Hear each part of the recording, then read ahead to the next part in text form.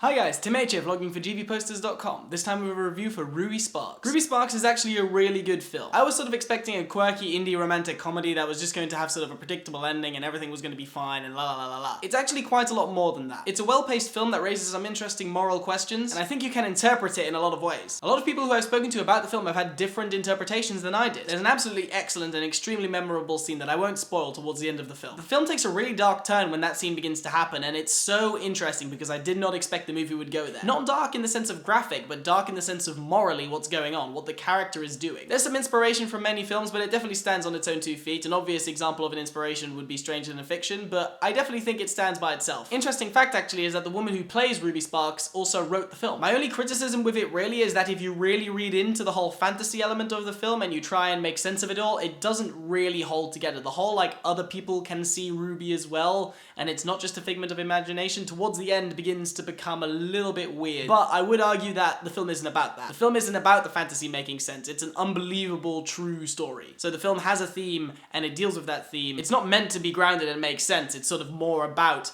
other things, bigger things. All the acting in it is fine, although if you're expecting a lot of Annette and Antonio Banderas, who are on the poster, they are just put on the poster for marketing purposes. They are not in the movie for that long. Anyway, so overall I truly recommend that. I think it's a really good film. And I will see you all soon. Bye. Head over to the GB Posters. They sell posters and other things.